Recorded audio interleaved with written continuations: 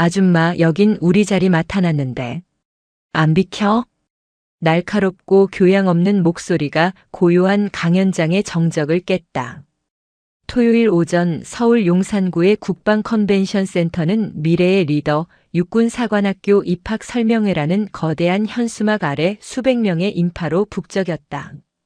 대한민국의 내로라 하는 수재들의 부모들이 모인 자리, 그들의 얼굴에는 자부심과 함께 서늘한 경쟁심이 감돌았다. 맨 뒷줄, 관계자석 팻말이 놓인 구석에 조용히 앉아있던 표미경은 들고 있던 자료집에서 천천히 고개를 들었다. 화장기 하나 없는 민낯, 질은 좋아 보이나 언제 샀는지 모를 수수한 캐시미어 니트, 통이 넓은 슬랙스. 누가 봐도 입시에 지친 자식을 둔 평범한 아줌마의 모습이었다. 하지만 그녀의 직함은 대한민국 육군본부 인사참모부장, 별셋을 단 중장 표미경이었다. 이 줄은 관계자석입니다. 표미경이 무표정하게 대답했다. 그녀의 앞에 선 것은 한눈에 봐도 잔뜩 치장한 학부모 무리였다. 선두에 선 여자 김유라의 코에서 경멸이 섞인 콧방귀가 터져나왔다. 관계자? 당신이? 김유라의 옆에 서 있던 박선희가 표미경을 머리부터 발끝까지 노골적으로 훑어봤다. 어머, 웃겨. 딱 보니까 어디 파견 나온 청소 용역 아니면 커피 타는 사람이구만. 어디서 감히. 아, 말귀를 못 알아들어? 김유라가 짜증스럽다는 듯 표미경이 들고 있던 설명회 자료집을 손으로 세게 쳐냈다. 탁 하는 소리와 함께 자료집이 바닥에 나뒹굴었다. 더러운 손으로 어딜 만져. 격 떨어지게. 이런데 오려면 집에서 단장이나 하고 나오세요. 표미경은 말없이 허리를 숙여 자료집을 주우려 했다. 그 순간 박선희가 자기들끼리 들으라는 듯 큰 소리로 쑥덕거렸다. 요즘 애들은 엄마가 저렇게 누추하면 쪽팔려 하는 거 몰라? 어휴, 불쌍해라. 자식도 뻔하지. 무리의 마지막 여자 이혜진도 거들었다. 맞아. 이런 데는 부모급도 본다고. 저런 부모 밑에서 뭘 배우겠어? 김유라가 표미경을 어깨로 거칠게 밀치고 그 자리를 비집고 들어와 앉았다. 재수없게. 빨리 안 꺼지고 뭐해? 그녀는 핸드백을 의자에 던지듯 내려놓으며 보란듯이 말했다. 우리 남편이 이번에 준장으로 진급한 분이랑 골프 치는 사이인데 이런 데를 아무나 들인다고 난리 쳐야겠네. 그들은 표미경을 구석으로 완전히 밀어내고는 자기들만의 대화를 시작했다. 어머, 유라 씨. 제 가방 좀 봐. 시장표 아냐? 그러게 말이야. 진짜 분위기 흐리네. 저런 사람이랑 같은 공기를 마셔야 한다니. 조롱과 경멸의 말들이 비수처럼 날아들었다. 표미경은 아무 말 없이 바닥에서 구겨진 자료집을 주워들었다. 그녀의 얼굴에는 어떤 감정도 떠오르지 않았다. 그녀는 그저 한쪽 벽으로 비켜서서 그들의 대화를 묵묵히 들을 뿐이었다. 그녀의 시선은 바닥에 떨어진 자료집이 아니라 방금 전 김유라가 내뱉은 한 단어에 고정되어 있었다. 준장 진급. 수십 년간 707 특수임무대와 최전방 군단장 시절을 거치며 다져진 그녀의 감각이 단순한 무례함 이상의 무언가를 감지하고 있었다. 잠시 후 강연장의 조명이 어두워지고 연단에 불이 켜졌다. 육군 소령 계급장을 단 사회자가 마이크 앞에 섰다. 안녕하십니까? 미래의 리더 육군사관학교 입학 설명회에 참석해 주신 학부모님, 학생 여러분께 진심으로 감사드립니다. 김유라와 박선희 무리는 여전히 자기들끼리 떠들며 거울을 보는데 여념이 없었다. 그럼 오늘 이 자리를 빛내주시기 위해 귀한 걸음을 해주신 분을 소개합니다. 사회자의 목소리에 힘이 들어갔다. 대한민국 최초의 여성 야전 군단장을 역임하시고 현재 육군본부 인사참모부장으로 재임 중이신 두구두구 하는 효과음과 함께 강연장 전체가 숨을 죽였다. 표미경 중장님이십니다. 큰 박수 부탁드립니다. 순간 강연장 뒤편 벽에 서 있던 표미경에게 환한 스포트라이트가 쏟아졌다. 동시에 연단 뒤편의 거대한 스크린에는 온갖 훈장으로 빛나는 정복을 입고 어깨에 빛나는 별 3개를 단 중장 표미경의 공식 프로필 사진이 떠올랐다. 사회자가 목청껏 외쳤다. 차렷. 중장님께 대하여 경례. 충. 성. 강연장 안에 있던 모든 현역 군인, 군무원, 그리고 앞자리에 도열해 있던 사관생도들이 일제히 기립하여 우렁찬 경례를 붙였다. 청소 용역 취급받던 그 누추한 아줌마가 스포트라이트를 받으며 천천히 연단을 향해 걸어가고 있었다. 중. 장. 김유라의 손에서 비싼 콤팩트가 쨍그랑 소리를 내며 바닥으로 떨어졌다. 박선희와 이혜진의 얼굴은 새하얗게 질려버렸다. 충. 성. 국방 컨벤션 센터 대강당의 공기를 가르는 우렁찬 경례 소리는 김유라와 박선희, 이혜진의 귓속에서 마치 천둥소리처럼 울렸다. 수백 명의 군 관계자와 사관생도들이 일제히 기립해 경례하는 대상. 스포트라이트를 받으며 연단을 향해 걸어가는 저 여자. 방금 전 자신들이 청소용역, 누추한 아줌마 시장표 가방이라며 모욕했던 바로 그 여자였다. 스크린에 떠오른 중장 표미경이라는 이름과 어깨에 빛나는 별 3개는 현실이 아닌 끔찍한 악몽처럼 느껴졌다. 중. 장. 김유라의 손에서 미끄러진 샤넬 콤팩트가 바닥에 떨어져 쨍그랑 소리를 내며 깨졌다. 하지만 지금 그녀의 귀에는 아무 소리도 들리지 않았다. 뇌가 정지한 듯 했다. 박선희는 입을 벌린 채 사시나무 떨듯 온몸을 떨기 시작했다. 어떻게? 유라 씨. 저 사람이. 이혜진은 이미 얼굴이 새하얗게 질려 자리에 주저앉을 듯 휘청였다. 자신들이 내뱉은 말들이 하나하나 떠올랐다. 아줌마가 뭘 알겠어요? 집에서 단장이나 하고 나오세요. 부모급도 본다고요. 그리고 가장 끔찍한 말. 우리 남편이 이번에 준장으로 진급한 분이랑 골프 치는 사이인데 실제로는 남편의 친구도 아닌 자신의 내연남이었던 준장. 그 인맥을 대한민국 육군본부 인사참모부장 장군의 인사를 총괄하는 살아있는 권력 앞에서 과시한 것이었다. 표미경은 연단에 섰다. 그녀는 구겨졌던 자료집을 연단에 펴놓고 천천히 마이크를 조절했다. 그 침착하고 고요한 움직임이 새 여자에게는 사형 집행인의 그것처럼 공포스럽게 다가왔다. 드디어 표미경의 입이 열렸다. 안녕하십니까? 육군본부 인사참모부장 표미경입니다. 목소리는 낮고 차분했다. 하지만 대강당의 스피커를 통해 울려 퍼지는 그 목소리에는 수만 명의 부하를 지휘하는 지휘관 특유의 위엄과 무게가 실려 있었다. 아까 관계자석입니다라고 말하던 그 평범한 아줌마의 목소리가 아니었다. 오늘 저는 여러분께 육군사관학교가 무엇을 가르치는지에 대해 말씀드리지 않겠습니다. 청중이 술렁였다. 입시 설명회에서 입시 이야기를 하지 않겠다니. 대신 왜 이곳에 여러분의 아들, 딸을 보내야 하는지, 그리고 왜 보내지 말아야 하는지에 대해 말씀드리겠습니다. 표미경의 시선이 청중을 천천히 훑었다. 그녀의 시선은 맨 뒷줄, 얼어붙은 새 여자가 있는 곳에는 잠시도 머물지 않았다. 마치 그들은 처음부터 그곳에 존재하지 않았다는 듯이. 육군사관학교는 지식과 함께 책임을 가르치는 곳입니다. 군인의 계급장은 권력이 아니라 희생의 무게입니다. 김유라의 등줄기에 식은땀이 흘렀다. 여러분의 자제분들은 이곳에서 노블레스 오블리주를 배울 것입니다. 가장 많이 가졌기에 가장 먼저 전장으로 나아가고 가장 높은 자리에 있기에 가장 낮은 곳의 병사를 돌봐야 하는 공복의 자세를 배웁니다. 만약 표미경의 목소리가 살짝 낮아졌다. 여러분의 자제분이 그저 이 정복을 과시의 수단으로 삼으려 한다면 어깨의 계급장으로 누군가를 억누르고 군인의 명예를 사적인 이익과 바꾸려 한다면 지금이라도 늦지 않았습니다. 이 설명회장을 나가 다른 길을 찾아보시길 권합니다. 그 말은 강당에 모인 모든 이들을 향한 원칙적인 발언이었다. 하지만 김유라와 박선희, 이혜진에게는 자신들에게만 내리꽂히는 죽음의 선고처럼 들렸다.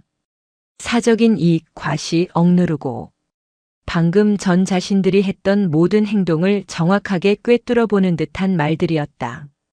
박선희가 더는 견딜 수 없다는 듯 김유라의 팔을 붙잡고 흔들었다. 유라 씨. 나 가야겠어. 숨이 안 쉬어져. 지금. 김유라가 버럭 소리를 지르려다 자신의 목소리가 중장의 강연 중에 울려 퍼질 것을 깨닫고 황급히 입을 막았다. 나가자. 당장. 여기서 나가. 김유라가 속삭였다. 그녀는 더 이상 이곳에 있다가는 심장이 터져버릴 것 같았다. 그녀는 깨진 콤팩트도 비싼 샤넬백도 제대로 챙기지 못한 채 비틀거리며 일어섰다.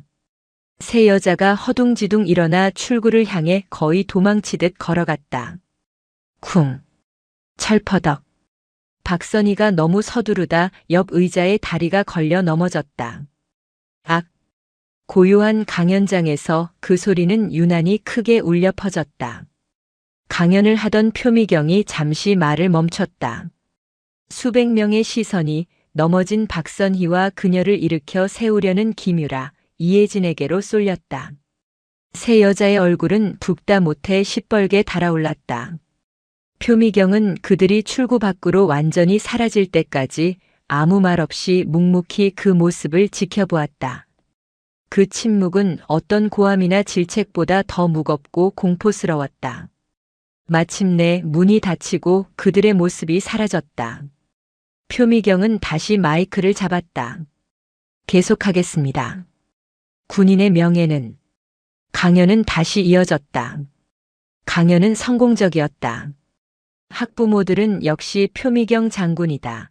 단순한 입시 설명이 아니라 철학이 있다며 감탄했다.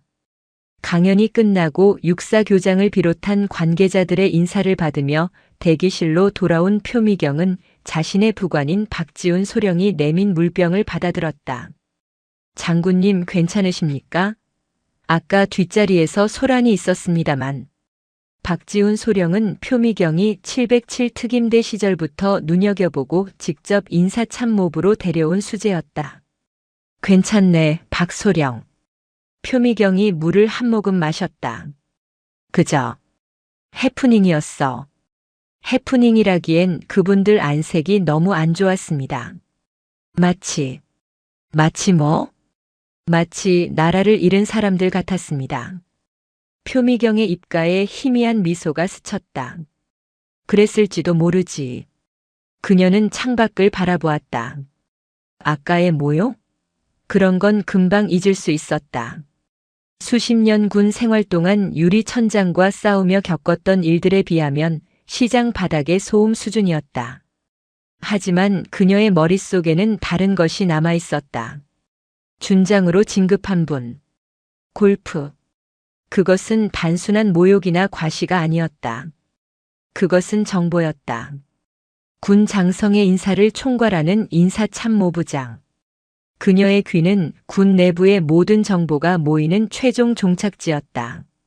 그리고 그녀의 감각은 저 준장이라는 단어에서 아주 옅지만 역겨운 부패의 냄새를 맡고 있었다. 박소령. 예, 장군님. 표미경은 사복 니트를 입은 아줌마의 모습 그대로 별셋이 달린 자신의 검은색 제네시스 G90 지휘 차량에 올라탔다. 운전병 복귀한다. 용산 본부 집무실로. 예, 장군님. 차가 부드럽게 국방 컨벤션 센터를 빠져나갔다. 그리고 박소령. 네. 내 집무실로 바로 따라오게. 자네에게 조용히 알아봐 줄 것이 생겼어. 알겠습니다. 차창 밖으로 서울의 주말 풍경이 스쳐 지나갔다.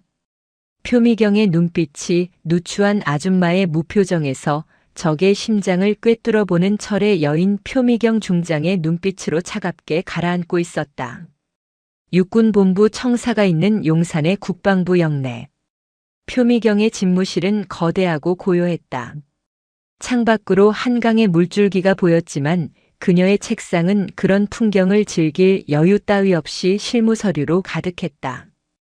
표미경이 사복 재킷을 벗어 의자에 걸치고 전투복으로 갈아입는 동안 박지훈 소령이 노크와 함께 들어섰다. 장군님 부르셨습니까? 앉게. 표미경은 책상에 놓인 결제 서류를 한쪽으로 밀어냈다. 박소령, 자네는 내가 왜 자네를 707에서 이곳 인사참모부로 데려왔는지 아나? 박지훈 소령은 대답 대신 허리를 꼿꼿이 폈다. 자네의 그 꼼꼼함. 그리고 절대 새어나가지 않는 입. 무엇보다 더러운 걸 보면 참지 못하는 그 성격 때문이지. 표미경이 본론으로 들어갔다. 오늘 강연장에서 나를 모욕했던 여자들이 있네. 이름은 아마 김유라라고 했던 것 같군. 그건 중요하지 않아. 네. 그 여자가 자신의 인맥을 과시했네. 최근 준장으로 진급한 분과 골프를 치는 사이라고. 박지훈 소령의 눈이 살짝 커졌다. 민간인이 그것도 인사참모부장 앞에서 진급과 골프를 운운한 것. 그것이 무엇을 의미하는지 그는 즉각 알아차렸다. 장군님. 설마. 내 설마가 맞는지 확인해 봐야겠네. 이건 공식적인 감찰 지시가 아닐세. 자네와 나 둘만 아는 거야. 어떤 것을 확인해야 합니까? 첫째, 최근 6개월 이내 준장으로 진급한 모든 장성들의 명단. 특히 보직이. 돈 냄새 나는 곳. 알지? 군납, 보급, 시설, 건설. 그쪽 라인으로. 예, 알겠습니다. 둘째, 그 여자. 김유라. 그리고 함께 있던 박선희, 이혜진. 그 여자들의 신상. 남편이 누군지, 직업이 뭔지, 그리고 그 준장들과 어떤 연결고리가 있는지. 표미경은 잠시 말을 끊었다. 이건 내 개인적인 호기심일세. 오늘 나에게 청소 용역 같다고 하더군. 그래서 나도 청소를 좀 해볼까 해서. 박지훈 소령의 입가에 단단한 미소가 걸렸다. 충분히 이해했습니다, 장군님. 먼지 하나까지 샅샅이 털어오겠습니다. 조용히 하게. 쥐도 새도 모르게. 명심하겠습니다. 박지훈 소령이 집무실을 나가고 표미경은 다시 홀로 남았다. 그녀는 의자에 깊숙이 몸을 기댔다. 피곤하지 않았다. 오히려 피가 끓었다. 그녀가 평생을 바쳐 지켜온 군이었다. 그 군복의 명예가 저런 시장 바닥의 여자와 부패한 장성의 입에서 더럽혀지는 것을 참을 수가 없었다. 한편 그 시각, 강남구 청담동의 최고급 브런치 카페. 김유라, 박선희, 이혜진은 넋이 나간 얼굴로 마주 앉아 있었다. 테이블 위에는 김유라가 주문한 샴페인이 멍하니 놓여 있었다. 어떡해. 유라 씨. 우리 이제 어떡해. 박선희가 울먹이며 말했다. 그 여자가 진짜 별셋이었어. 인사참모부장. 그게 얼마나 높은 거야? 이혜진이 떨리는 손으로 휴대폰을 검색했다. 세상에. 육군본부. 군단장급. 사성장군 바로 밑이야. 우리 아들 육사. 이제 다 끝났어. 이혜진의 말에 박선희가 거의 발작적으로 소리쳤다. 그게 문제야? 당장 우리 남편들 회사 어떡해. 그 여자가 마음만 먹으면 세무조사든 뭐든 다. 김유라만이 말이 없었다. 그녀는 손톱을 잘근잘근 씹으며 아까부터 누군가에게 계속 전화를 걸고 있었다. 고객님이 전화를 받을 수 없어. 안 받아. 전화를 안 받아. 누구? 당신 남편? 아니, 그분. 박선희가 눈을 동그랗게 떴다. 설마, 그 준장? 김유라가 고개를 끄덕였다. 그녀의 얼굴은 공포로 일그러져 있었다. 유라 씨, 미쳤어? 지금 그 사람한테 전화하면 어떡해? 우리가 그 사람 이름 팔았다는 거 알면. 그럼 어떡해? 그 여자가. 표미경 그 여자가 준장 얘기를 들었단 말이야. 분명히 들었어. 만약에 우리 뒷조사를 하면. 김유라의 말이 맞았다. 표미경이 그들의 무례함을 문제 삼는 것은 두렵지 않았다. 하지만 표미경이 그 준장의 존재를 파고드는 것은 차원이 다른 문제였다. 그냥 넘어가 주지 않을까? 그냥 아줌마들끼리 싸운 거라고. 이혜진이 희미한 희망을 걸었지만 김유라가 차갑게 끊어냈다. 그 여자가 어떤 여자인지 알아? 내가 방금 검색해봤어. 철의 여인 독사. 707 특임대 출신 최초의 여성 장군이야. 그런 여자가 자기가 당한 모욕을 그냥 잊을 것 같아? 카페 안에는 무거운 침묵이 흘렀다. 그날 저녁 퇴근 시간을 훌쩍 넘긴 밤 10시. 표미경의 집무실 문이 다시 열렸다. 박지훈 소령이었다. 그의 표정은 딱딱하게 굳어 있었다. 장군님, 찾았습니다. 그는 얇은 서류철 하나를 표미경의 책상 위에 올려놓았다. 이렇게 빠르다고? 목표가 너무 명확했습니다. 표미경이 서류철을 열었다. 첫 장에는 최근 6개월 내 진급한 준장들의 명단이 적혀 있었다. 그리고 그중 한 명의 이름에 붉은색 동그라미가 쳐져 있었다. 준장 진태섭, 현 보직 국방군수사령부 물자보급처장. 표미경의 눈이 가늘어졌다. 군수사령부. 군의 모든 물자가 오가는 가장 돈 냄새가 진하게 나는 곳이었다. 진태섭이라. 네. 그리고 다음 장입니다. 표미경이 다음 장을 넘겼다. 김유라, 박선희, 이혜진의 신상 정보였다. 박선희와 이혜진의 남편은 중견기업의 임원, 평범한 사업가였다. 문제는 김유라였다. 김유라. 직업 명품 수입 부티크라 벨라 대표. 미혼이라고? 네. 서류상으로는 그렇습니다. 하지만 박지훈 소령이 마지막 장을 가리켰다. 현재 거주지는 한남동의 최고급 아파트 더 힐입니다. 그런데 그 아파트의 소유주가 해인건설이라는 곳의 법인 명의로 되어 있습니다. 해인건설? 네. 그리고 그 해인건설은 지난 1년간 국방군수사령부의 피복 및 군장비 입찰을 4건이나 따냈습니다. 표미경은 숨을 잠시 참았다. 퍼즐이 맞춰지고 있었다. 그래서 그 해인건설과 준장 진태섭의 관계는? 박지훈 소령이 서류의 마지막 줄을 짚었다. 진태섭 준장은 군수사령부로 발령 나기 직전 해인건설의 비상임 고문으로 등록되어 있었습니다. 이런. 표미경의 입에서 낮은 탄식이 터져나왔다. 그럼 김유라는? 진태섭의 내연녀군. 골프 운운하던 것이 남편 친구가 아니라 내연남이었어. 그렇습니다, 장군님. 그리고 그 한남동 아파트는 김유라가 입을 다무는 대가로 받은 뇌물이고 정황상 그 가능성이 매우 높습니다. 표미경은 의자에 등을 기댔다. 김유라가 자신에게 퍼부었던 그 경멸과 조롱, 그 자신감의 원천이 바로 이것이었다. 부패한 군 장성을 뒤에 업고 그 검은 돈으로 치장한 오만함. 박소령. 네. 이건 단순한 진상 학부모의 해프닝이 아니었군. 표미경의 눈이 얼음장처럼 차가워졌다. 이건 내 관할 구역에서 벌어진 심각한 부패일세. 어떻게 하시겠습니까, 장군님? 어떻게 하긴. 청소를 시작해야지. 표미경이 책상 위 인터폰의 버튼을 눌렀다. 기무사령부 아니. 지금은 군사안보지원사령부지. 사령관 연결하게. 아니, 됐다. 그쪽은 너무 시끄러워져.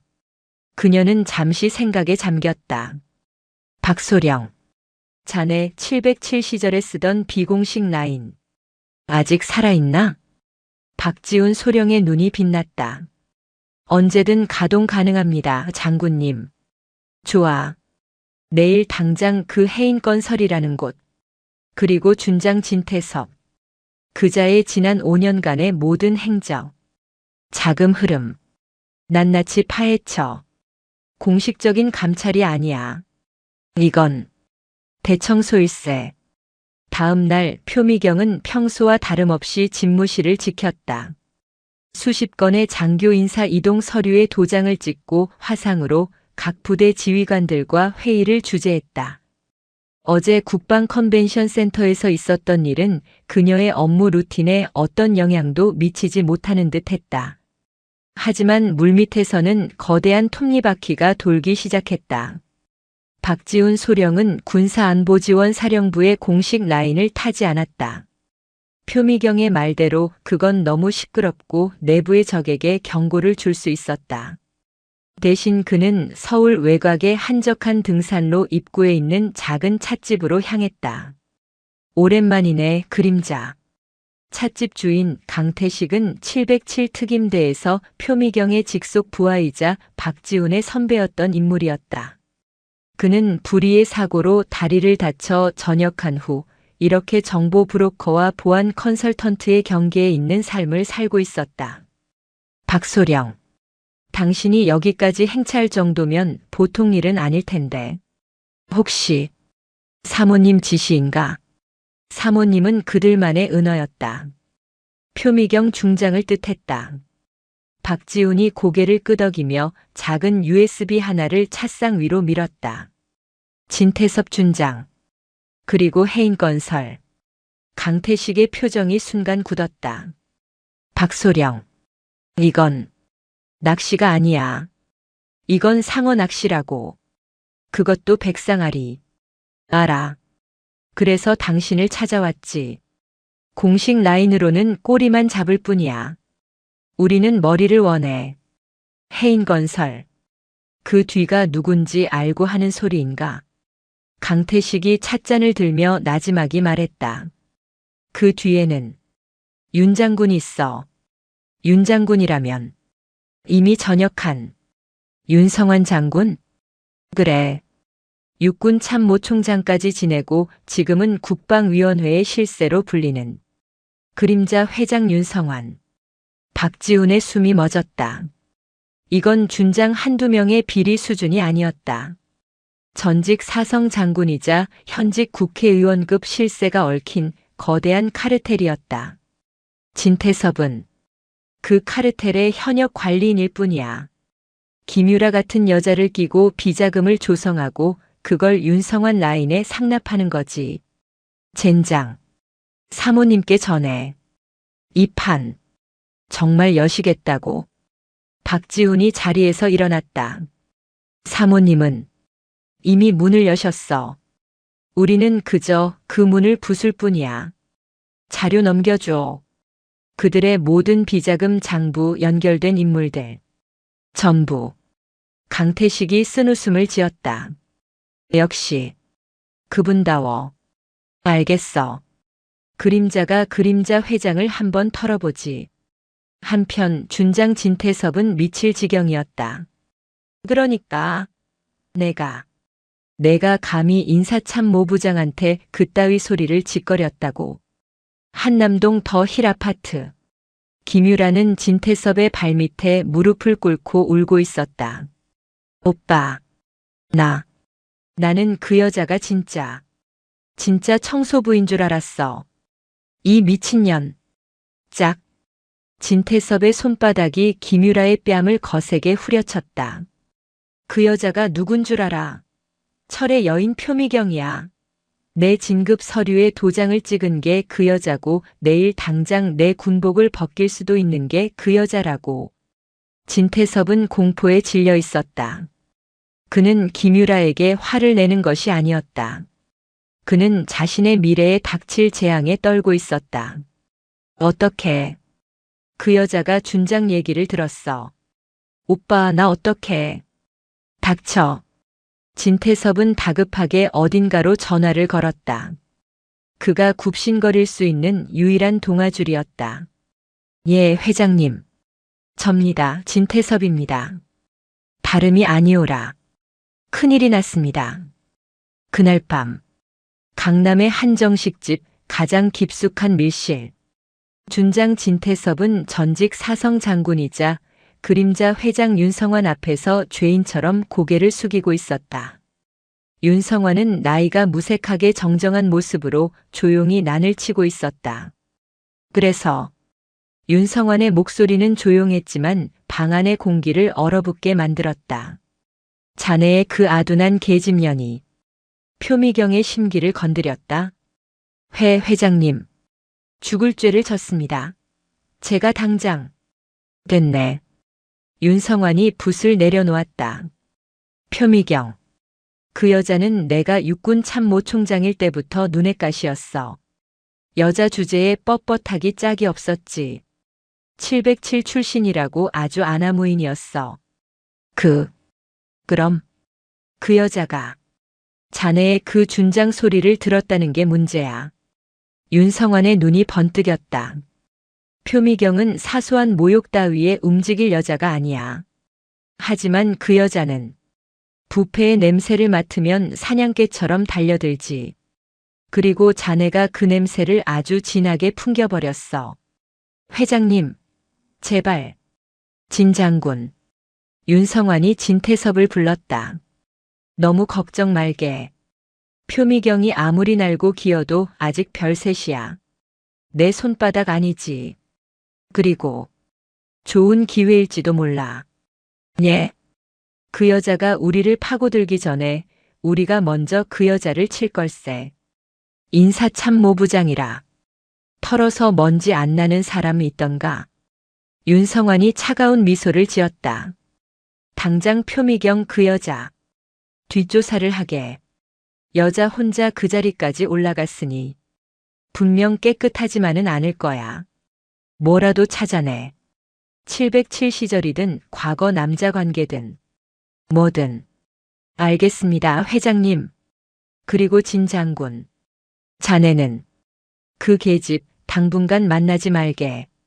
꼬리가 잡히면 그땐 나도 자네를 지켜줄 수 없어. 알겠나? 진태섭은 이마에 땀이 흥건한 채로 연신 고개를 조아렸다. 같은 시각 표미경의 집무실. 박지훈 소령이 긴급히 들어왔다. 장군님, 그림자에게서 1차 보고가 들어왔습니다. 뭔가 상황이 저희가 예상했던 것보다 훨씬 심각합니다. 이건 단순한 비리가 아니라 박지훈이 암호화된 USB를 모니터에 연결했다. 화면에 거미줄처럼 얽히고 설킨 도표가 나타났다. 윤성환 전 육군 참모총장, 현 국방위 고문. 그리고 그 밑으로 수십 개의 화살표가 뻗어나갔다. 진태섭 군수사령부, 박영수 방위사업청, 이준기 기무사령부. 현역 장성들과 그들에게 연결된 수십 개의 방산업체, 건설사들의 이름이 빼곡했다. 세상에. 표미경의 입이 벌어졌다. 이건 군납 비리 정도가 아니었다. 군 전체를 좀먹고 있는 거대한 카르텔이었다. 김유라가 언급했던 준장은 이 거대한 카르텔의 말단 행동대장에 불과했다. 장군님, 이건. 박지훈이 차마 말을 잇지 못했다. 표미경은 차갑게 식어버린 커피를 바라보았다. 준장 하나를 잡으려던 일이었다. 그런데 거대한 용의 둥지를 건드린 것이었다. 그때 그녀의 집무실에 놓인 비상직통 전화가 요란한 벨소리를 울리기 시작했다. 표미경의 집무실 전화는 국방부 장관이나 합참의장 급이 아니면 울리지 않는 전화였다. 하지만 발신자 표시창에는 발신자 번호 없음이라는 6글자만 떠 있었다. 표미경이 천천히 수화기를 들었다. 인사참모부장 표미경 중장입니다. 수화기 너머로 기계로 변조된 듯한 하지만 왠지 익숙한 억양의 목소리가 들려왔다. 표 장군. 오랜만이군. 표미경의 온몸에 소름이 돋았다. 윤성환이었다. 한가한 주말에 아둔한 여자들 때문에 기분이 많이 상했나? 누구십니까? 하하. 내 목소리를 잊었을 리가. 표 장군. 내가 충고 하나 하지. 윤성환의 목소리가 얼음처럼 차가워졌다. 가끔은 잠자는 개는 건드리지 않는 게 좋아. 특히 그 개가 사냥개 무리의 우두머리일 때는 말이지. 알아들었나? 딸깍. 전화가 끊겼다. 표미경은 수화기를 내려놓았다. 그녀의 손이 미세하게 떨리고 있었다. 공포가 아니었다. 그것은 참을 수 없는 분노였다. 박소령. 예, 장군님. 대청소. 규모를 좀 더 키워야겠군. 이건 집안 청소가 아니야. 표미경이 창밖의 어두운 용산의 하늘을 바라보았다. 이건 전쟁이야. 윤성환의 경고 전화가 끊기고 표미경의 집무실에는 얼음장 같은 정적이 흘렀다. 장군님. 지금. 윤성환 전 총장. 박지훈 소령의 목소리가 미세하게 떨렸다. 별셋의 중장인 표미경조차 이미 전역했지만 군 전체의 그림자 회장으로 군림하는 전직 사성 장군의 직접적인 협박 앞에서는 무게감이 다를 수밖에 없었다. 그래. 그 늙은 여우가 직접 전화를 했군. 표미경은 수화기를 내려놓았다. 손은 떨리지 않았다. 오히려 수십 년간 잊고 지냈던 707 특임대 시절에 적진 한가운데 떨어진 듯한 팽팽한 긴장감이 그녀의 온몸을 감쌌다. 윤성환. 그가 직접 나섰다는 건 우리가 놈들의 급소를 제대로 짚었다는 뜻이야. 하지만 장군님. 상대가 윤성환이라서 덮어야 하나? 표미경의 차가운 눈이 박지훈을 꿰뚫었다. 박소령. 자네가 707에서 배운 게 뭔가? 적이 강하다고 물러서나? 아니. 적이 강하면 더 교묘하게, 더 집요하게 파고드는 거다. 명심하겠습니다. 즉시 그림자 강태식에게 2차 분석을. 그때였다. 위잉. 표미경의 집무실 책상에 놓인 또 다른 전화기, 국방부 공보실 직통 라인이 울렸다. 윤성환의 협박 전화가 끊긴 지 채 3분도 되지 않은 시점이었다. 표미경의 미간이 좁혀졌다. 인사참모부장입니다. 아, 장군님. 공보실장입니다. 지금.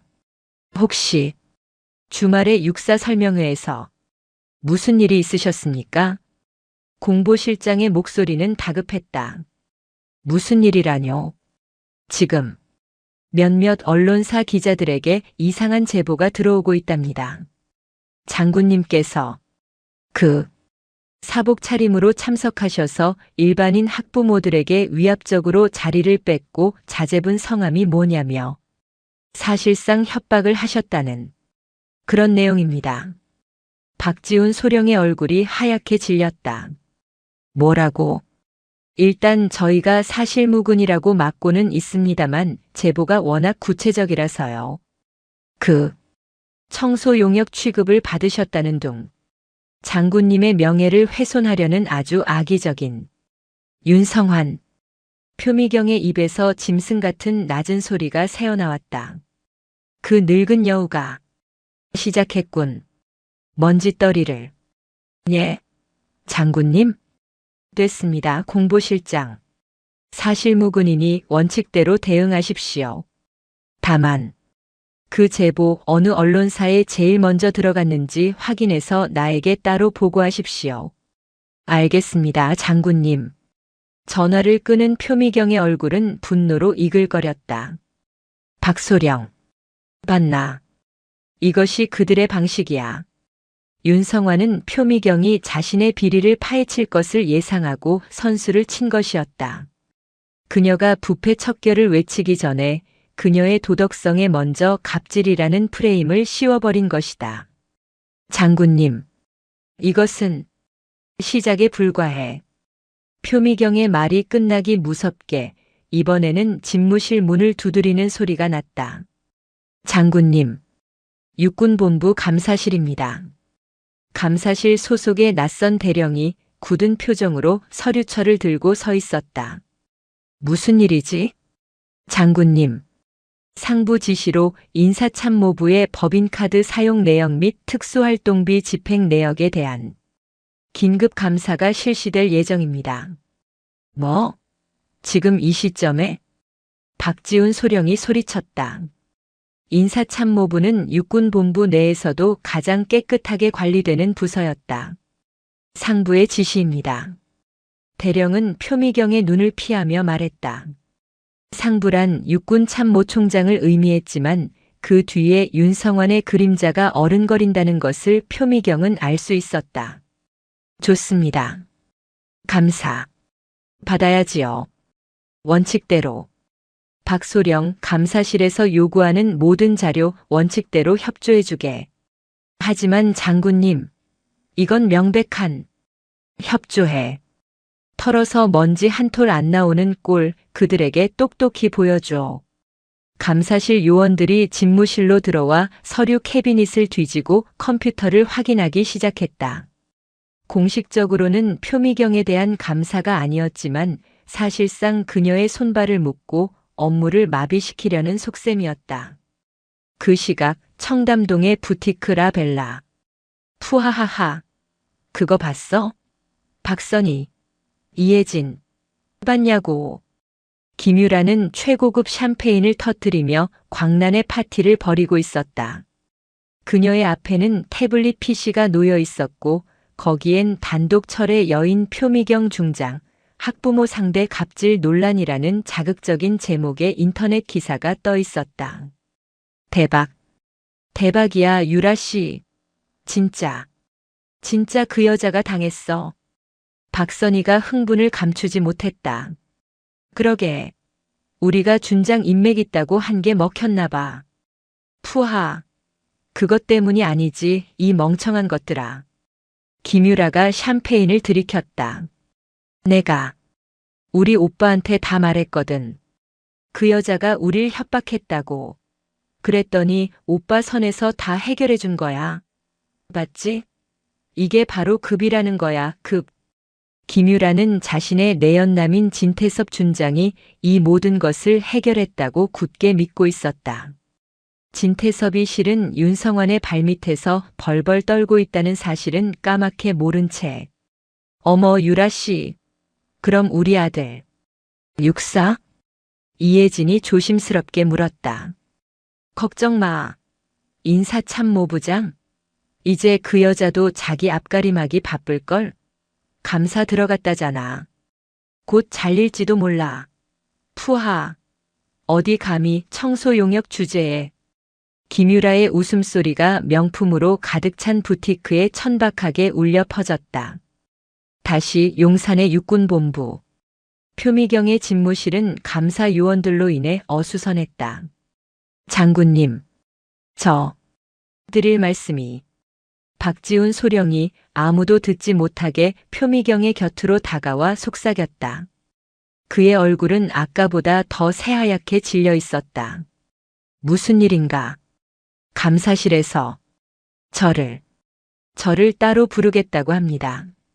자네를? 왜? 제가 707 특임대 시절 훈련 장비 구매 관련 행정 처리를 할 때 서류상에 사소한 실수가 있었던 모양입니다. 그걸 문제 삼겠다고 합니다. 표미경의 눈이 커졌다.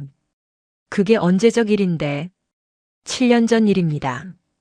당시에는 그냥 넘어갔던 정말 사소한 착오였습니다. 하지만 표미경은 입술을 깨물었다. 이것이었다. 윤성환의 진짜 공격. 표미경 본인은 너무 깨끗해서 털어도 먼지가 나오지 않으니 그녀의 가장 믿음직한 오른팔인 박지훈 소령을 치는 것이다. 그것도 7년 전의 사소한 행정 실수를 횡령이나 직무유기로 엮어서. 이것은 명백한 협박이었다. 표미경, 내가 계속 파고들면 내 사람은 죽는다. 감사실 직원이 박지훈에게 다가왔다. 박지훈 소령님, 잠시 저희와 함께 가주셔야겠습니다. 박지훈은 표미경을 바라보았다. 그의 눈에는 공포가 아닌 분함과 결연함이 서려 있었다. 장군님, 가보게 박소령. 표미경이 낮게 말했다. 그리고 아무 걱정 말게. 내가 자네를 반드시 빼내올 테니. 박지훈 소령이 감사실 요원들에게 이끌려 집무실을 나갔다. 쿵 문이 닫히는 소리가 표미경의 심장에 무겁게 울렸다. 이제 그녀는 완벽하게 고립되었다. 손발박 지우는 묶였고 집무실 인사 참모부은 적의 감시하에 놓였다. 밖에서는 언론 그녀를 갑질 장군으로 몰아가고 있었다. 표미경은 홀로 남아 창밖의 어두운 서울 하늘을 바라보았다. 윤성환은 그녀에게 완벽한 체크메이트를 선언한 것 같았다. 박지훈 소령이 연행되듯 끌려나간 지 이틀이 지났다. 표미경의 집무실은 여전히 감사실의 통제 하에 있었다. 그녀는 결제 서류에 도장을 찍는 것 외에는 사실상 아무것도 할 수 없었다. 모든 전화는 도청될 가능성이 있었고 모든 움직임은 보고되었다.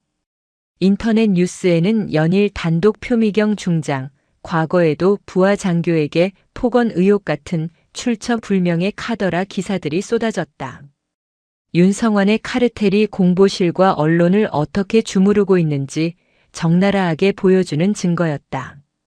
박지훈 소령은 조사라는 명목하에 사실상 구금되어 7년 전의 행정착오를 고의적인 군수품 횡령 미수로 몰아가는 강압적인 신문을 받고 있었다.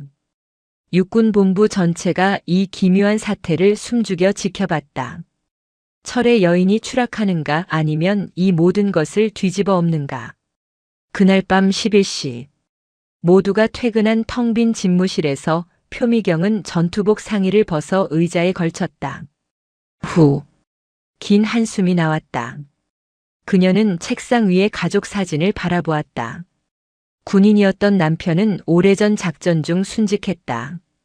그녀에게는 이 군대가 가족이었고 전부였다. 그녀는 책상 서랍 가장 깊숙한 곳을 열었다. 그곳에는 군용 통신망에 연결되지 않는 구형2G 휴대폰 한 대가 잠들어 있었다. 707 특임대장 시절 비상 연락망으로 사용하던 유령 전화기였다. 그녀는 전화기를 들고 집무실 밖으로 나갔다. 용산의 육군본부 영내 인적이 드문 후문공원. 차가운 밤 공기가 그녀의 뺨을 스쳤다.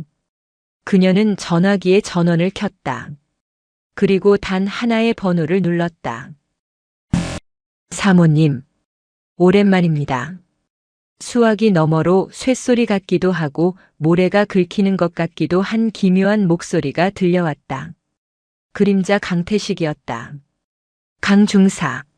아직 살아있었군. 중사 아닙니다. 전역한 지가 언젠데. 지금은 그냥 찻집 사장입니다. 찻집 사장. 좋아. 그림자 내 오른팔이. 물렸어. 수화기 너머의 강태식이 잠시 침묵했다. 박지훈 소령의 소식은 그도 들었을 터였다.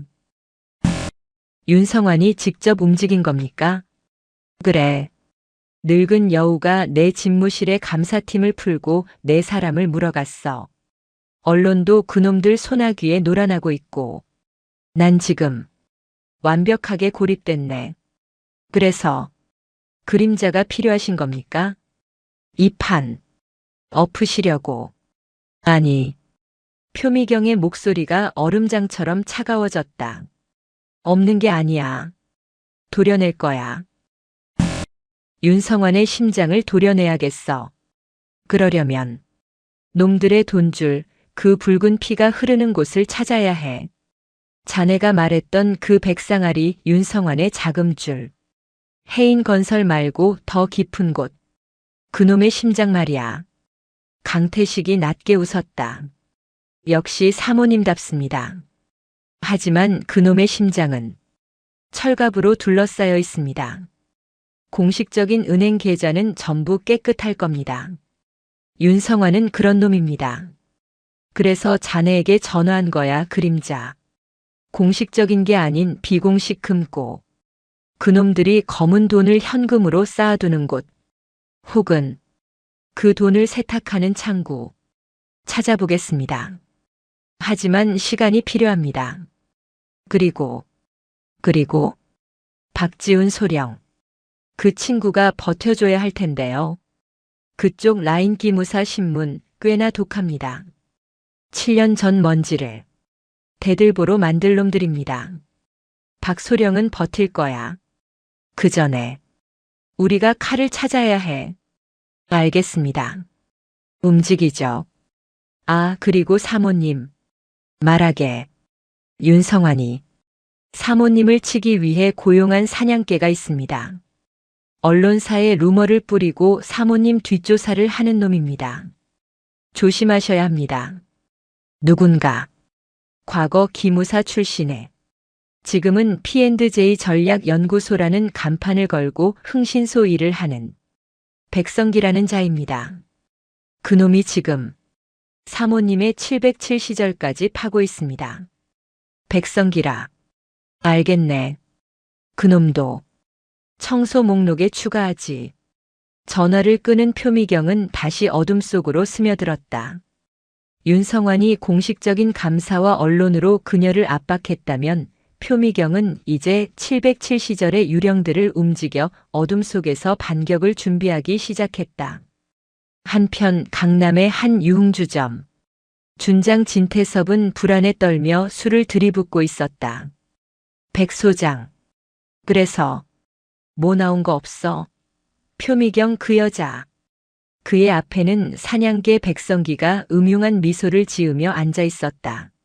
하. 진 장군님. 그 여자가 괜히 철의 여인이 아닙니다. 털어도 먼지가 안 나와요. 남편은 순직했지 사생활은 군대밖에 없지. 아이고. 젠장. 뭐라도 찾아내. 여자 혼자 별셋을 달았는데 깨끗할 리가 없잖아. 뭐든 스캔들이든 돈이든 찾고는 있습니다만 쉽지가 않네요. 대신 백성기가 몸을 앞으로 숙였다. 그 여자 말고 그 여자를 물고 늘어지는 파리는 한 마리 찾았습니다. 파리? 진 장군님. 김유라라고 아십니까? 진태섭의 얼굴이 순간 굳었다.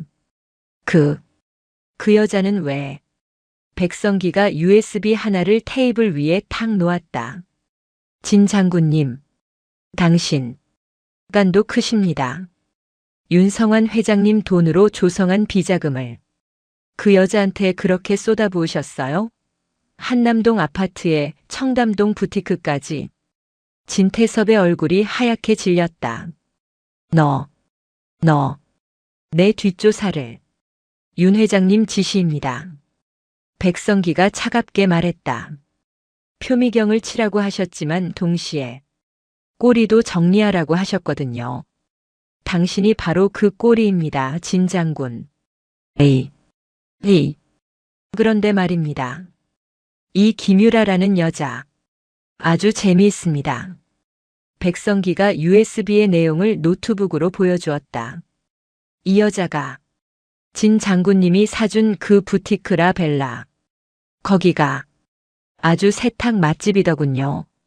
장군님이 준 돈만 세탁하는 게 아니라 장군님 몰래 다른 돈도 세탁하고 있었어요. 뭐라고? 이 여자 장군님이 준 비자금을 또 따로 빼돌리고 있었습니다. 당신을 보험으로 잡고 있었던 거죠. 혹시라도 당신이 팽당하면 이걸 터뜨리려고.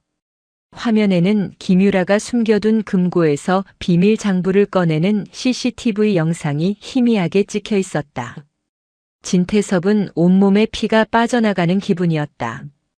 백 소장. 그 장부. 네. 제가 확보했습니다. 백성기가 음흉하게 웃었다. 윤 회장님께는 아직 보고드리지 않았습니다. 이 장부가 표미경을 잡는 데 쓰일지 아니면 진 장군님을 잡는 데 쓰일지. 백성기는 진태섭의 어깨를 툭툭 쳤다. 표미경이 빨리 무너져야 할 겁니다. 안 그러면 당신이 먼저 무너질 테니까. 안 그렇습니까?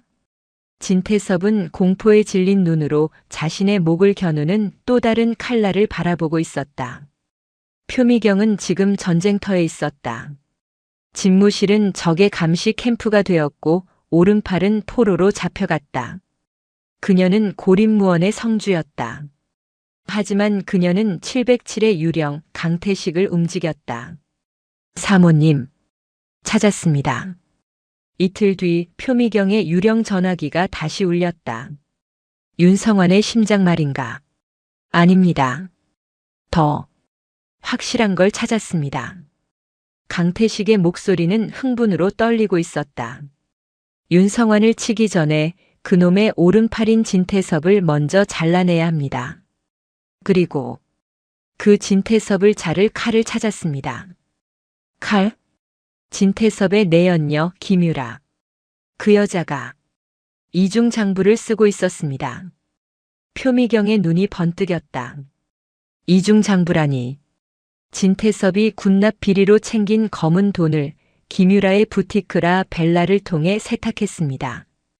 그런데 이 여자가 진태섭 몰래 그 돈의 일부를 횡령하고 그 내역을 아주 꼼꼼하게 장부로 적어뒀더군요. 왜 그런 짓을? 보험이죠. 만약 진태섭이 자기를 버리면 이 붉은 장부를 터뜨려 동귀어진하겠다는 속셈이었습니다. 아주 영악한 여자입니다. 그 장부 지금 어딨나? 제가 확보했습니다. 어젯밤 청담동 부티크의 특급 보안을 그림자 방식으로 뚫었습니다. 지금 제 손에 있습니다. 장부 원본입니다. 표미경은 숨을 참았다. 이것은 핵폭탄이었다. 진태섭의 비리 내역뿐만 아니라 그 돈이 어디서 왔는지, 즉 군수사령부의 어떤 비리를 통해 조성되었는지가 날짜별로 적혀 있을 터였다. 잘했네, 강 중사. 아니, 강 사장. 그런데 사모님, 문제가 하나 있습니다. 뭔가? 그 장부. 윤성환의 사냥개인 백성기도 노리고 있었습니다. 저희가 한 발 빨랐지만 그놈도 이 장부의 존재를 압니다. 아마 곧 김유라를 족치든 저희를 쫓든 할 겁니다. 백성기. 표미경은 잠시 생각에 잠겼다. 좋아. 그 사냥개를 우리 쪽으로 끌어들이지. 예, 장군님. 그놈은 윤성환의 충견입니다.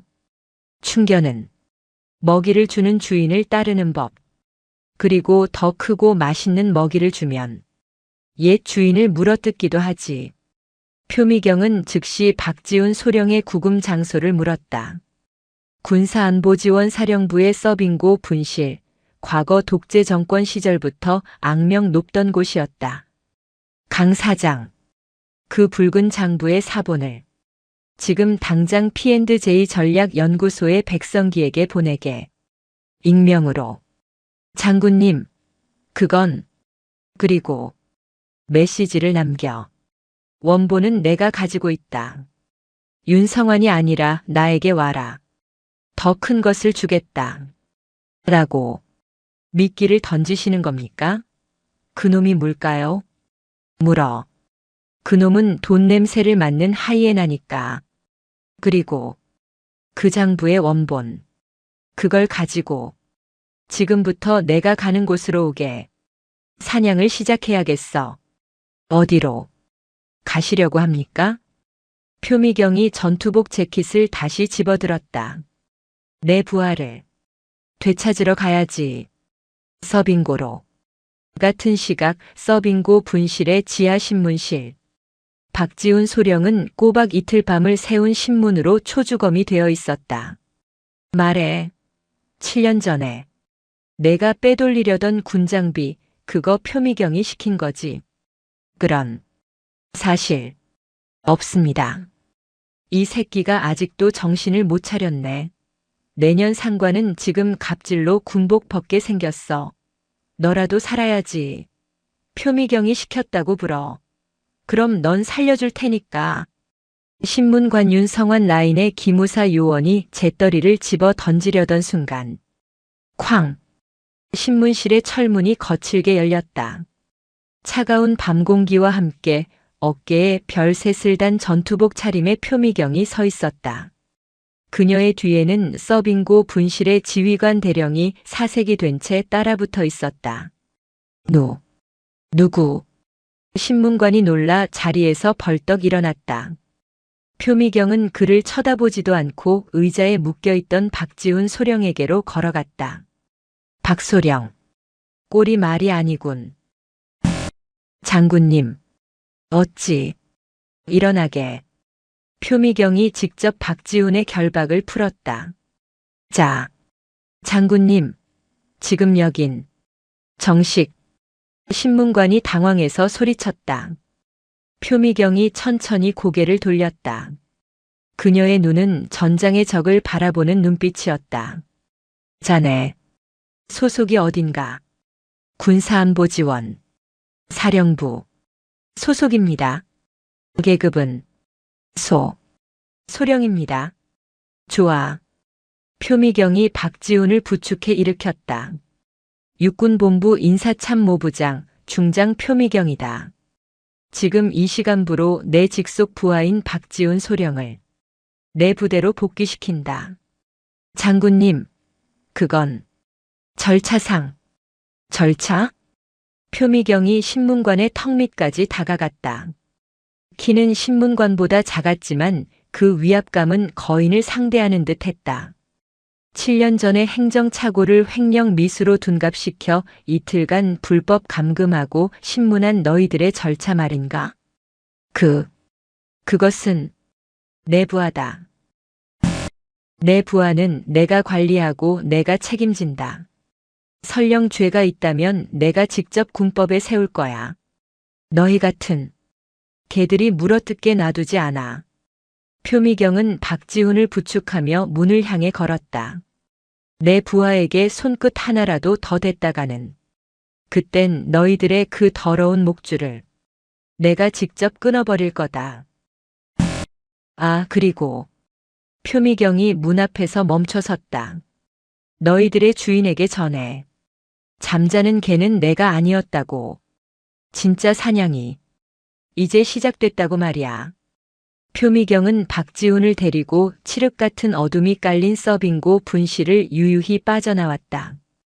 밖에는 그림자 강태식이 붉은 장부 원본을 들고 그녀를 기다리고 있었다. 그리고 그녀의 유령 전화기에는 발신자 표시 제안으로 새로운 문자 메시지가 도착해 있었다. 백성기입니다. 어디서 뵙는 게 좋겠습니까, 장군님? 사냥개는 새로운 주인을 감지하고 있었다. 표미경은 서빙고 분실의 차가운 밤 공기를 등지고 섰다. 그녀의 곁에는 초주검이 되었지만 눈빛만은 살아있는 박지훈 소령이 부축을 받으며 서 있었다.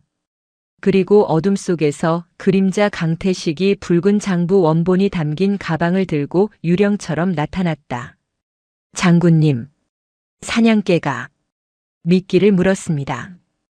표미경의 유령 전화기에 도착한 문자 메시지. 백성기입니다. 어디서 뵙는 게 좋겠습니까, 장군님? 좋아. 표미경의 목소리는 얼음장 같았다. 이 사냥개는 주인을 잘못 물었어.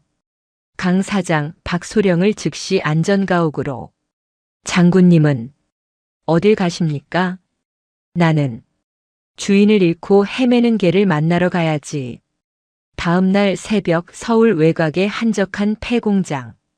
사냥개 백성기는 초조하게 담배를 피우고 있었다. 그가 윤성환에게로 산 지 10년. 하지만 어젯밤 도착한 붉은 장부의 사본은 그에게 생존 본능을 일깨웠다. 이 장부. 김유라의 장부는 진태섭 준장의 횡령 내역을 넘어 그 돈이 윤성환에게 어떻게 흘러들어갔는지까지 암시하고 있었다. 이걸 윤성환이 알면 백성기는 자신이 가장 먼저 정리될 것임을 직감했다. 진태섭은 물론이고 이 장부의 존재를 아는 자신까지도. 그때 폐 공장의 무거운 철문이 열리고 표미경이 전투복 차림으로 홀로 걸어 들어왔다. 배짱이. 대단하십니다, 장군님. 호위도 없이. 너 같은 개를 상대하는데 호위 따위가 왜 필요한가? 표미경의 차가운 말에 백성기의 얼굴이 일그러졌다. 장부. 원본을 가지러 왔습니다. 내가 왜? 너 같은 놈에게? 하. 장군님. 지금 당신이 처한 상황을 모르시는군. 당신은 갑질 장군으로 낙인 찍혔고 당신 부하는 횡령범으로 구속될 뻔했지. 하지만 여전히 당신은 고립무원이야. 이 장부 나에게 넘기시지. 내가 윤 회장님께 잘 말씀드려서 장군님의 목숨은 부하. 표미경이 짧게 웃었다. 백성기. 너야말로 내 상황을 모르는군. 윤성환은 이 장부의 존재를 아는 모든 사람을 죽일 거야. 너를 포함해서. 무슨. 내가 너에게 기회를 주지. 윤성환의 목줄을 끊고 사람으로 살 마지막 기회. 표미경은 가방 하나를 던졌다. 백성기가 열어보자 그것은 붉은 장부 원본이었다. 에이. 이걸 나에게? 그건 믿기다다. 진짜는 따로 있으니. 윤성환은 내가 생각하는 것보다 훨씬 더 거대해. 이 장부 하나로는 진태섭의 꼬리만 자를 뿐 윤성환은 털끝 하나 다치지 않아. 그럼 윤성환의 진짜 심장, 그놈의 진짜 금고를 내가 찾아와야겠다. 백성기는 혼란에 빠졌다. 이 여자가 지금 나를 이중첩자로 쓰겠다는 것인가? 내가 왜 당신을 선택해? 백성기. 이 장부를 들고 윤성환에게 꼬리를 흔들러 갔다가 쓸모없는 개가 되어 정리당할 것인가? 아니면 이 붉은 장부를 미끼로 윤성환의 진짜 심장을 물어뜯어 사냥개가 아닌 호랑이가 될 것인가? 표미경은 백성기의 눈을 똑바로 바라봤다. 윤성환은 내게 돈을 줬겠지만 나는 내게 명예와 생존을 주겠다. 윤성환의 카르텔을 무너뜨린 내부 고발자라는 명예. 백성기는 마른 침을 삼켰다. 그는 알았다. 이 철의 여인이 허튼 소리를 하는 게 아님을. 금고라 하셨습니까? 백성기는 결심했다. 했습니다. 회장님이 은행을 믿지 않으십니다. 강원도 산골에 한 사찰, 그곳 지하에 회장님의 진짜 왕국이 있습니다. 한편 김유라는 미쳐버릴 지경이었다. 자신의 보험이었던 붉은 장부가 사라졌다. 청담동 부티크라 벨라의 비밀 금고가 귀신에 홀린 듯 털려버린 것이다. 오빠, 나 어떡해. 장부가 없어졌어. 그녀는 진태섭 준장에게 미친 듯이 전화를 걸었다. 시끄러워, 이년아. 수화기 너머의 진태섭은 더 공포에 질려 있었다. 그는 이미 백성기를 통해 자신이 정리 대상 1호임을 통보받았다. 오빠, 지금 나한테 너 때문이야. 너 같은 천박한 년 때문에. 내가 뭐? 천박해? 야, 진태섭. 너. 내가 입 열면. 닥쳐. 너. 당장 외국으로 떠. 내가 표 준비해 줄 테니까. 싫어. 내가 표미경 그년 처리한다며. 그런데 왜 내가 도망가? 김유라는 몰랐다. 자신이 지금 버림받았다는 것을. 그때 라 벨라의 유리문이 열리는 소리가 났다. 누구야? 장사안. 김유라의 눈앞에 어둠 속에서 나타난 표미경과 그녀가 사냥개라고 불렀던 백성기가 서 있었다. 그리고 백성기의 손에는 그녀가 그토록 찾아 헤맨 붉은 장부 원본이 들려 있었다. 그걸 당신들이 표미경이 차갑게 말했다. 김유라 씨, 당신이 육사 설명회장에서 내게 누추하다고 했지. 지금부터 당신이 그토록 자랑하던 그 급이 얼마나 누추한 것인지 바닥까지 똑똑히 보게 될 거야. 백성기가 김유라에게 다가가 그녀의 휴대전화를 빼앗아 바닥에 던져 박살냈다. 진태섭 장군님, 지금 공항으로 튀고 계십니다. 당신, 버리고, 거짓말. 그리고 당신의 이 붉은 장부. 백성기는 장부를 표미경에게 공손히 넘겼다. 이젠 장군님의 칼이 되었습니다. 축하드립니다, 김유라 씨. 당신, 이 전쟁에 아주 중요한 증거물 1호가 되셨습니다. 김유라는 그 자리에 주저앉아 아이처럼 울부짖기 시작했다. 강원도 인제 인적이 드문 깊은 산골. 겉보기에는 고즈넉한 사찰 현암사가 자리 잡고 있었다. 이곳은 윤성환의 그림자 왕국이자 그의 심장인 금고가 숨겨진 곳이었다. 사모님, 백성기가 보낸 정보가 맞다면 저 대웅전 지하입니다. 문제는 경비입니다. 안전가옥에서 회복한 박지훈 소령이 위성 사진을 보며 브리핑했다. 그림자 강태식은 이미 사찰 주변의 모든 통신망을 감청하고 있었다. 경비는 전원 과거 정보사 및 특전사 출신 용병들입니다. 총기 소지도 의심됩니다. 사찰에 용병이라. 표미경이 차갑게 웃었다. 이건 공식적인 작전이 될 수 없네. 우리가 뚫어야 해. 장군님, 이건 너무 위험합니다. 만약 발각되면 우린 갑질 장군이 아니라 불법 침입을 한 범죄자가 되겠지. 표미경은 자신의 전투복 매무새를 가다듬었다. 그녀의 곁에는 강태식이 준비한 707 비공식 팀, 즉 유령들이 어둠 속에 대기하고 있었다. 하지만 박소령, 저 안에 윤성환의 30년치 악행이 잠들어 있네. 저걸 꺼내지 못하면 우리는 저 늙은 여우의 먼지떨이에 맞아 죽을 뿐이야. 작전명은 대청소다. 707의 유령들이 왜 무서운지 저 그림자 회장에게 똑똑히 보여주지. 그날 밤 폭우가 쏟아졌다. 하늘이 돕는 듯 했다.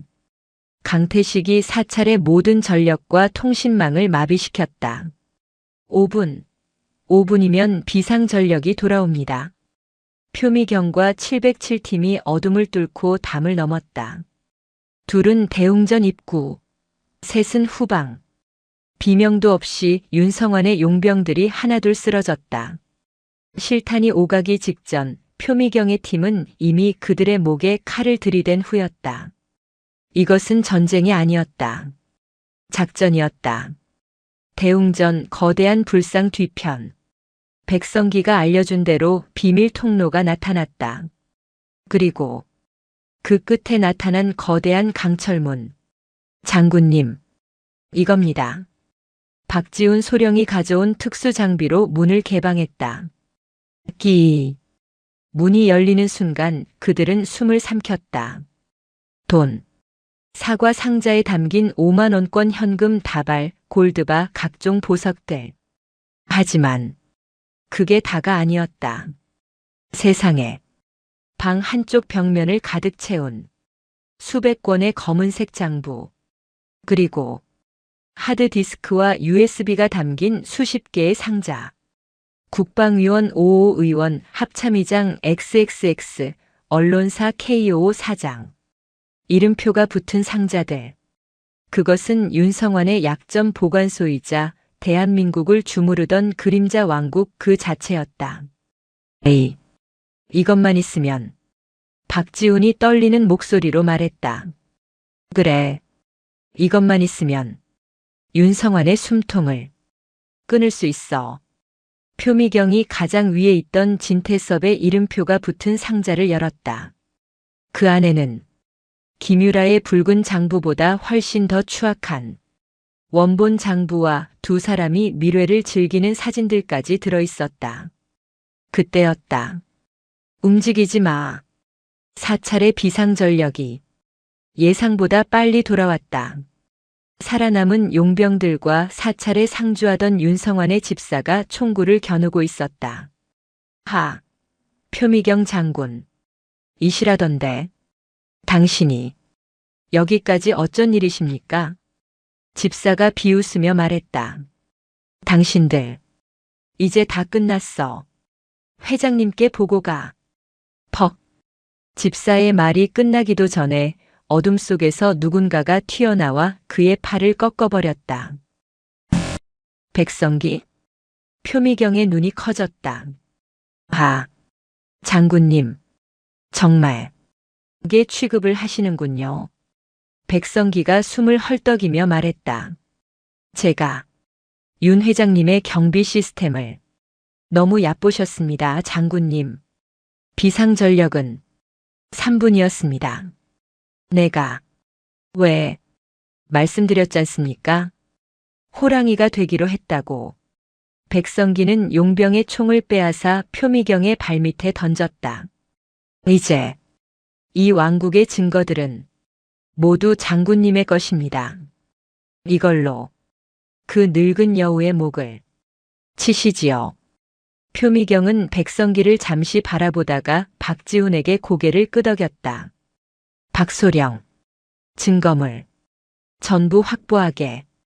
예, 장군님. 그때 윤성환의 집사가 발악하듯 소리쳤다. 에이, 이 배신자.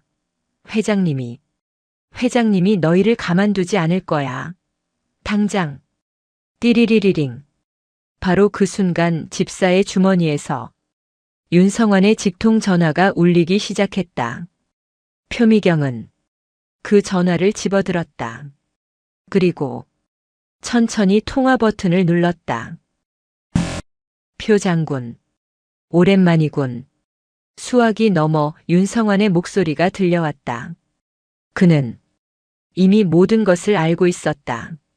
내 왕국에 쥐새끼가 들었다고 하던데. 그게 자네였나? 그래. 내 금고는 구경할 만했나? 하지만 어쩌나 자네는 이제 불법 무장 강도가 되었는데 내 금고에 들어간 순간 자네의 정의는 범죄가 되는 거야. 윤성환의 여유로운 목소리. 그는 이것마저 계산하고 있었다. 내가 지금 그 사찰로 진짜 군대를 보냈네. 자네가 훔친 그 가짜 증거들 압수하고 자네를 현행범으로 체포하라고. 표미경 중장. 이제 모든 게 끝났어. 윤성환의 말이 맞았다. 사찰 밖으로 헬기 소리가 들려오기 시작했다. 하지만 표미경은 웃고 있었다. 윤성환, 당신이 하나 착각한 게 있군. 뭐? 나는 그 금고에 혼자 오지 않았어. 헬기 소리가 점점 가까워지고 있었다. 그런데 그 헬기는 군용 헬기가 아니었다. 사찰의 마당을 수십 개의 환한 조명이 비추기 시작했다. 헬기에는 KBS, MBC, SBS 같은 방송국 로고가 선명하게 찍혀 있었다. 뭐야? 박소령. 표미경이 박지훈에게 눈짓했다. 지금부터 대청소를 생중계하지. 박지훈이 금고에서 들고 나온 검은 장부 하나를 방송국 카메라를 향해 높이 들어 올렸다. 윤성환, 당신이 말했지. 잠자는 개를 건드리지 말라고. 표미경은 수화기를 향해 그리고 대한민국 전체를 향해 말했다. 당신이 건드린 건 개가 아니었어. 영린이었지. 그날 밤 대한민국은 뒤집혔다. 강원도 산골 사찰 현암사 지하에서 발견된 윤성환 게이트의 증거들. 표미경 중장이 직접 지휘한 대청소 작전은 모든 방송국을 통해 실시간으로 생중계되었다. 현금 다발과 골드바 그리고 전현직 고위 관료들과 언론사 사주들의 이름이 적힌 검은 장부들은 그 어떤 변명도 불가능한 빼도 박도 못하는 증거였다. 윤성환은 자신의 별장에서 체포되었다. 그가 그토록 신임했던 사냥개 백성기가 직접 검찰 특수팀을 그의 별장으로 안내했다. 그의 마지막은 그림자 회장의 위험 따위는 없었다. 그는 그저 초라한 늙은이에 불과했다. 그리고 심판의 날이 밝았다. 윤성환은 군사기밀보호법 위반, 뇌물수수, 횡령 등 수십 개의 혐의로 무기징역에 가까운 중형을 선고받았다. 그가 평생 쌓아올린 그림자 왕국은 표미경의 손에 하룻밤 만에 무너져 내렸다. 준장 진태섭. 그는 인천국제공항에서 김유라를 버리고 도망치려던 순간 체포되었다. 김유라의 붉은 장부와 윤성환의 원본 장부는 그가 반박할 여지조차 주지 않았다. 그는 군복을 벗고 별이 아닌 죄수번호를 달게 되었다. 법정에서 그는 모든 것을 김유라의 탓으로 돌리려 했지만 그럴수록 그의 형량만 무거워질 뿐이었다. 김유라. 그녀는 범죄 수익 은닉 및 횡령 공범으로 구속되었다. 그녀가 그토록 자랑하던 청담동 부티크라 벨라는 압수수색 당했고 한남동 더 힐 아파트는 뇌물로 인정되어 몰수당했다. 재판정에서 그녀는 표미경을 향해 악다구니를 썼다.